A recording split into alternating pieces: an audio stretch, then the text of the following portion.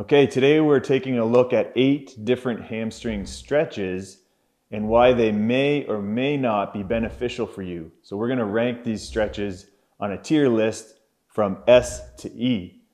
And before we do that, I think it's important to note that to some degree all stretching can be beneficial depending on where you're at with your journey or scenarios that may come up in your life.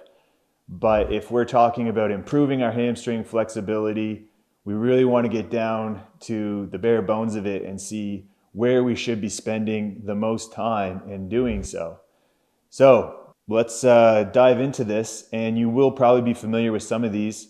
Some of them should be new, some things that I usually share with my students or progress people too that often don't get seen as much on my social media. But let's start off with number one. And number one, we're going to talk about one that is probably the most commonly used hamstring stretch. And I think when a lot of people just generally think about stretching, they think about like cool down, relaxed style stretching, and it's the hurdle stretch. So the hurdle stretch, we're sitting on the ground, reaching for our toe to one leg while the other leg is bent in. If you're quite limited in your flexibility, it'll probably feel like you can't even reach for that foot.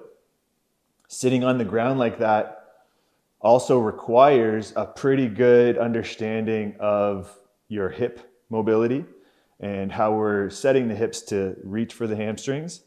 So there's a lot of reasons why the hurdle stretch isn't a good option for improving your hamstring flexibility, especially for someone that is trying to do that. If you already have good prerequisite flexibility, you definitely could be using this for recovery purposes or warming up for a deeper session if you're working on progressing your flexibility even further. But because of that, and because of those barriers of entry, I have to put this one on the lowest tier in the E category. And a lot of people use this stretch. It's probably the most common one you see in the gym, but it's probably the least productive for an individual who is trying to change their range of motion. So because of that, the hurdle stretch is going to be placed on the E tier, the lowest tier that we're using in this video. So moving into number 2, this one has certainly skyrocketed in popularity in recent years. And I think that's to thank to just the growth of mobility training, flexibility training in general. It's the elephant walk. And the elephant walk is a good introduction to hamstring stretching, in my opinion. It teaches you a better understanding of the stretch if you're doing it correctly. I mean, there's really nothing wrong with just swaying side to side, but often what does happen with the elephant walk is people lose sight of the hamstring stretch itself. So as you are swaying side to side, we want to ensure that we're getting comfortable or gaining an understanding of how to expose the hamstring stretch even more. So when I teach people the elephant walk, I will ensure that as we sway to one side to straighten the knee and accentuate that stretch, we accentuate it even more by rocking the hips back over to that straight leg to just get a better understanding of the stretch response. The other thing we want to be considerate of here is when we are reaching down to the ground, we should be having some sort of height if we can't touch the ground for the hand so that we can push down on. This closing angle strength can be a really nice introduction to someone who isn't actually aware of the requirements of the compression strength to sit or to push down deeper in your elephant walk. So the elephant walk is a nice introduction to the stretch.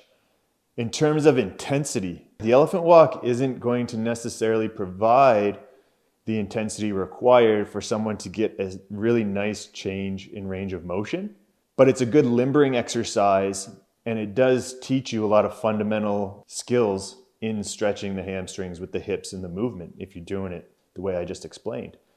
So because of that, I will have to position that a little more in the mid range of the tier list. I'm going to put the elephant walk at a C. So just a lack of intensity for actually changing range of motion significantly over time, and also for getting stronger through the length of your hamstrings. And that would be why I would tier that one a little bit lower, but great introductory exercise to learning and understanding how to stretch the hamstrings. That being said, we can make some changes to an elephant walk to bump it up on the tier list. And one of the things that I've been doing recently, which again, when I'm thinking about an elephant walk, I'm thinking about introducing hamstring stretching to a beginner to intermediate type person with their training history. So I'm going to look for setups and certain constraints to put in place that will help them get a better understanding of what we're trying to accomplish. So to bump the elephant walk up the chain a little bit here on this tier list, I would recommend modifying to a wall reference tibialis raise, and the tibialis raise is going to be expressed through a greater range of motion of the hamstrings. So the tibialis raise, it's a great exercise to just train the tibialis muscle, the shin muscle. But what we can also think about doing here when we fold deeper to get a hamstring stretch, that lift of the feet will actually accentuate some of that neural tension in the distal part of the hamstrings. So this is a good way to start introducing someone to that higher intensity stretch through the hamstrings. What's also nice about this setup is as you're going deeper in the stretch, it provides a nice feedback tool for understanding how to articulate your hips. So a lot of people miss that when we're doing folding exercises. Folding exercises are so good for stretching the hamstrings, but if you lack the articulation of the hips as you go deeper, which is to move into more anterior tilt to arch the back, then you're not going to have as much success with the improvement of your hamstring flexibility. You're not going to be able to channel into the length of the hamstrings like we want to. And you're also not going to be able to gain as much strength through the hip flexors to compress the torso down and get stronger on that closing side. So the wall provides that feedback. So we can actually think about articulating the hips because we have pressure on the wall to give us that cue. And we can add weight to this. We can also use this as a ballistic stretching exercise, pulsing down towards the feet a little harder. And even with that same thing, like the elephant walk in mind, you could be doing this unilaterally. So we could be alternating feet one at a time to expose that more nervy stretch sensation towards the knee and progress to two legs at a time. So that is a little hidden gem that you may not have considered before with how we might think about progressing the elephant walk and moving it up the tier list to make it more beneficial for us without getting to something that might be a little bit too advanced. Let's move into the next one now with that in mind. And for the next one, we're gonna keep things a little bit more at a lower level. And this is one you're probably familiar with too. And at first glance, you may be looking at this next one and thinking, that's useless. And one of the reasons why you might think that is because there isn't a lot of mechanical tension on the hamstrings in this one to create change. But what I really like with this setup versus what we talked about before with like the hurdle stretch is it provides an opportunity for the user to think about the positioning of the hips that we're looking for, and it allows you to also think about the contractions in the stretch and really provides a better entry point for learning those things. So this is the supine hamstring stretch. So we're laying on our back, we need a post or a wall, and we're elevating the hamstring up onto that post or wall to hold the stretch. A strap could be used. You can find a nice stretch there, but there's just not as much opportunity to really engage on those contractions that I'm talking about on the stretch. And when we are thinking about creating isometric contractions in a stretch position, we want to learn how to do that on both sides of the joint. And having that supine position on a post or wall, I like to use the squat rack, is going to make that a lot easier. So the hips are more aligned. We're able to now think about creating an anterior tilt of the hip to accentuate the hamstring better, to get the hips more engaged. We spend time contracting the hamstrings by pulling the heel down and slightly bending the knee, and complementing that by contracting the quad and hip as if to lift the leg off of the wall or post. And then we stretch deeper. And this creates this process of reciprocal inhibition where the lengthened muscle, the hamstrings, relax and allow us to move into a deeper stretch. So this would be more of a static passive style of stretching, even though there is those active isometric components to it. You're never really passive in a stretch unless you have full access to that range of motion. And it's less invasive in terms of introducing those contractions and actually getting to spend some time with quality position to get a good outcome. So I really do like this one. And even though you may think it may rank really low, I have a lot of success with getting individuals to improve that passive hamstring flexibility with some other tools. With this supine hamstring position. So I'm going to put this one at a C scale, and it may even be more towards a B scale as well, with just how effective it is for teaching you the positioning of the hips and the technical cues to get the best stretch outcome. But C, because again, long-term changes will require a little more mechanical loading and tension, but this one will set us up for success with that. So we're going to put that supine hamstring stretch on the C scale, the C level in the tier list here. Moving to the next one. This is probably the most popular one in recent years in this list of 8 exercises. It's the Jefferson curl. Jefferson curl has done so much good for the industry over the recent years because, one, it's introducing us to a safe entry point for training spine flexion for the most part if you're introducing it well. I actually did a long form video of how to introduce yourself safely to the Jefferson curl. You can check it out here, click that link, and it'll give you a much deeper dive if it's just a little bit more of a intimidating movement for you. But in terms of the hamstrings, the Jefferson curl really gets us into that eccentric loading of the hamstrings with weight. So we can start facilitating some external load. We can start getting an assisted stretch because now gravity is playing a big role there and pulling us down. With weight, it's going to actually do that even more. So we can start moving into this new training range outside of where we're usually operating day to day. And the Jefferson curl, it's not as straightforward as you may see on social media with people doing it with perfect form. And you may be asking, like, how do I get to that perfect form? Well, number one, you can just start focusing with the eccentric component, the lowering. So really focus on lowering with good quality and just squat and lift the weight back up. Just take out that like harder part of the movement where it's coming back up under load. And we can also just consider the Jefferson curl with a bent knee.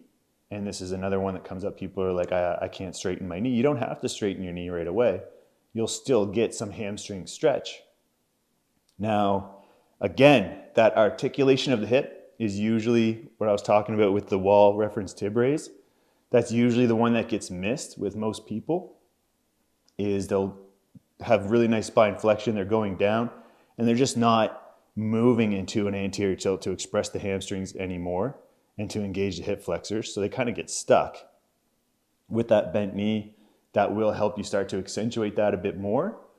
And from there, you can start thinking about how you might progress yourself to more of a straight leg. So because of the good that's in the Jefferson curl, but also because there are some barrier points there in terms of progressing, like I find most people don't just end up getting perfect Jefferson curls if they don't have them right away. We have to do some other things in between, whether it's a supine hamstring stretch or some of the other ones I'm going to get into here. So because of that, I am going to put the Jefferson curl more on a B level. So of course it is approaching the A and the superior level of hamstring stretches.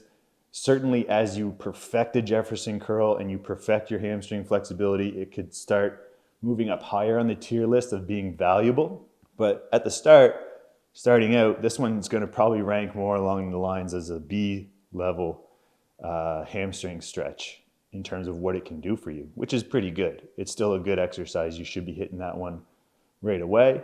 and just being considerate of some of the other stretches I'm introducing to you here as well. Moving on to the next one. This one I find is one of the more effective ways to get someone really improving upon the straight leg hamstring flexibility. So the split stance, stiff leg deadlift. So we're in a split stance. Depending on your current range of motion, that stance may be narrower or wide to make it easier. And we're hinging at the hips in a way that's allowing us to maintain a straight leg with the leg that's in the front. That's the working leg. Again, big focus points here is trying to really channel in on that anterior pelvic tilt. But what's going to be more helpful here with the positioning is that the back leg, you're going to feel like you have a stronger control over the anterior tilt because of where it's positioned towards the rear. So we're going to really focus more on tilting the pelvis on that back leg to help us find hip flexion in the front and express a better range of motion through the hamstrings. This also can be modified. Both legs don't have to be straight, although that's a good progression. The back leg can bend to help facilitate the positioning of that front leg a little better. This one, I've had a lot of breakthroughs with people on this stretch. We're loading it. We're introducing that straight leg, and then paired with some of the other movements we're talking about here, you'll see a lot of breakthroughs in terms of your ability to be strong and obtain that straight leg flexibility, which that's really looking more towards the distal component, towards the knee. The hamstrings getting stretched more in that light. So because of this, I'm going to put this one more on the A scale of hamstring stretches. Up to this point, you can start to see how all of these can be beneficial and how they may be more beneficial if you're using a couple of them in one workout. So how we might do that before we get into the next one, so you can start to process how you might take advantage of some of the qualities of this, of what we've presented. We may use some of the C scale ones that I've presented so far that I've said, like the supine hamstring, where we can really warm up technical qualities and allow the hamstring to really get into a nice passive range of motion with good active qualities on the closing side. We then may move from there to a weighted stretch with a Jefferson curl or a split stance stiff leg deadlift. And then from there, we're going to move into some other exercises now that we may want to start considering how we go back to some of those passive qualities, but now they may be of a higher intensity, because static stretching, what to a lot of people looks like passive static stretching, well, depending on the positioning and the current range of motion that you have, can be a lot more intense. And you got to understand how you may facilitate that for someone given their level. But when there's more intense passive static stretches like some of the ones we're going into next, they tend to just need a lot of warm up to get into those ranges of motion and feel the positioning. Rather than starting with them right away and feeling like you're super limited, you'll learn that these other exercises help you get to that point where you may even be looking at something like a front split as how do we reverse engineer these positions and get to this point where I can get into a front split and train those qualities. So number 6 on our hamstring stretching tier list, this is called the self-assisted hamstring stretch. And the self-assisted hamstring stretch, to get the most out of it, I find you do need to have some prerequisite flexibility starting to build up, because it can start from the ground in what looks like a lunge position or a front split position. And what we're doing with this one is we're actually compressing the torso into the thigh. So we're learning how to create a deeper contraction that way through the hip flexors and the stretch itself, because we accentuate the hamstring stretch by doing that. We lean into the stretch. So it allows us to accentuate that to a much higher level. We also need to be able to compress to a point where you'll see in these videos that the arm comes under to grab the other side to really embrace the leg and really lift it almost up into the chest. And this is helpful for the contractions. So having the arm underneath the knee on the self-assisted hamstring stretch is going to help facilitate contractions a lot better. If I want to accentuate the hamstring stretch, I'm going to think about lifting up a little more and pushing my foot out. I'm closing that stretch and contracting the hamstrings to shorten. I have the heel reference to then pull towards my chest, we can think about contracting the quads. So that reference of pushing the heel forward in this position will give us that quad contraction. Plus we can lift up and get the hip flexors a little bit more involved and really compress down on it. So it offers so much more in terms of those isometric contractions. But what's also nice about this one is because we're now able to lean forward in a more controlled manner, it provides room to rotate the body.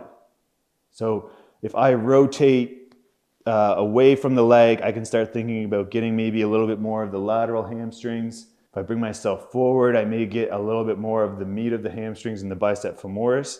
It provides opportunity for you to explore what you need more of. And this is super important when you get into stretching and improving your flexibility. You're trying to gain a better understanding of your body. But because of some of these barriers of entry with this exercise, I am going to put this on a C. So it's similar to the other ones that I said, the mechanical, they don't have a lot of the mechanical tension properties, but they're introducing you to technical qualities. This one, we are stretching deeper, getting some mechanical tension qualities, but we are requiring more flexibility to do that. So this could move up to a higher level for you as you increase your flexibility. For someone who can't do this on the ground, we can still do it quite well from an elevated position. So if we stand and elevate the foot, we can get into some of these things that I'm talking about. So it is nice for that too, right? Like it does have some modification that can be made. So we keep it more at that C level where we know we can make modifications and introduce a lot of the things that you want to be learning to get deeper into your flexibility and deeper into the stretch and understand your hamstrings. Now, staying on that elevated hamstring setup, I'm going to move us to the next one, which is the elevated loaded hamstring stretch. So from that elevated position where you saw me talk about the self-assisted hamstring stretch, you can now, from this position, think about loading the hamstrings. And what's nice about this is you're doing so in a lot more hip flexion. So up until now, we've been doing standing stretches where we're folding down and we're learning to engage the hip flexors more, but we're not really bringing the hip up into more flexion to accentuate that stretch a lot more. And elevating the foot is going to allow you to do that, but simply just adding weight. In this video, I'm showing how to do it with a barbell. Is a quite easy way to do so. You can hold dumbbells as well. But now you're thinking about learning how to move forward under load. So it's going to provide you with some assistance. The knee can be softly bent if the straight knee is too much. And we're going to be learning how to almost fundamentally load the hamstrings like we would desire in a hurdle stretch position. So like that hurdle stretch I presented at the start of the video, where you need that really deep hip flexion. This kind of starts to provide that for you and allow you to actually load it and get stronger. Now, I don't want to just sound like I'm always ranking the exercises that have weight options on a higher tier, but in a lot of ways that is the case. If you can safely add more weight or load to a stretch because of the setup, that's going to start getting you better adaptations and getting you stronger through your flexibility, which is what we really want to start obtaining. So because of this, I do like putting that elevated loaded hamstring stretch around a B level. Like I think that that's an important one to get yourself to. And what's nice about it is that generally someone who starts to develop some decent prerequisite flexibility can start doing that one sooner than later. So you can start advancing someone and they can start getting an understanding for that really deep hamstring stretch at an earlier time than some of the other ones that are more advanced. And this takes us to the last one, which honestly, I just love this one. It might be because it's like old school bodybuilding exercise, old school in general, and that is how they did a lot of variations even back in the Bronze Era time. So they would do rowing exercises, deadlift exercises with just like a super straight knee. And I do think that the straight knee training has kind of obviously been given a bit of a bad rap. So, you know, there's even been people saying like, don't straighten your knee, you're going to hurt your knee. Hypermobile people, you know, like really, but it's not about just like locking your knee. It's about straightening it through the integrity of your quads. And you got to remember that even hypermobile people, the integrity of your quad is more important than just like trying to hyperextend your knee. And that's really what we're trying to train here. And it's the straight leg deadlift. So I don't say stiff leg because stiff leg these days doesn't even look like a straight leg. It's usually a bent leg position. And when it does come to gaining and restoring the full function of your hamstrings with straight legs, you got to start training it. So exercises like the stiff leg, single leg deadlift, like I was talking about there, it can start introducing you to that, but you kind of got to rip the Band-Aid off and just like start performing some movement with the legs actually straight and locked. So I do like this one. It's going to provide the full hamstring stretch from proximal position up towards your glute to the distal position down towards the knee. And up to this point, if we were to think about using this exercise a bit later into the workout, maybe after we've done some of that split stance hamstring work, or after we've done some preparatory work with the supine hamstring, we now have a pretty good understanding of how to articulate the hip and how to go forward. What also this teaches you, which is why I like it as well, is that you don't have to stretch super far to get a really good stretch response from your hamstrings. You can stretch further when you start losing integrity of your back position or you start moving into flexion and things like that. And sometimes what that can just be a false hamstring stretch position, right? Like I was talking about with the Jefferson curl, is you're maximizing lumbar flexion, but we're not really articulating the hip. And the straight leg hamstring, it's basically from the get-go, we're being a lot more strict on just the hamstrings. So we're just trying to load the hamstrings. Higher levels of flexibility and strengthen the compression range can go quite deep on these. But in terms of, I think, taking your hamstring flexibility to a higher level for strength in general, I think this is a great one. And it's sad that it's lost because it's going to make your hamstrings strong, and even just like the surrounding knee areas stronger as well. Like just getting used to exposing that stimulus that just doesn't get trained, even though it feels funky at the start. There's going to be a lot of value to just exposing that. So I'm going to put on the S tier, even though I'll probably maybe get some backlash for that. But I think it gets to a point where that one offers you a lot of longevity to hamstring flexibility. Once you understand all of these qualities that I just talked about, you can just have that supplemented into your routine and really take care of the whole hamstring in general and get super strong. And that's really the goal, right? You've improved your hamstring flexibility and now you're getting super strong. If you wanted to take your flexibility to another level, like say obtaining a front split where one leg is out to the front, one's out to the back, that's going to require different types of flexibility. Like the hamstrings need to be worked more in that split position. Hip flexors need to come into the picture more. But if we were just to isolate hamstring as a topic itself today, that's the one that I'm going to really put to the higher position on the list. And we got to bring that back because it's kind of sad that it's not there anymore. If you found the things I talked about today helpful, feel free to comment, like, and share. If you need help restoring your flexibility, this is something that I do on the Range of Strength membership. So with that monthly fee, you have access to all the programming, you have access to messaging, form review. You can get on top of your flexibility with the methods that I've been using for years to help people do so.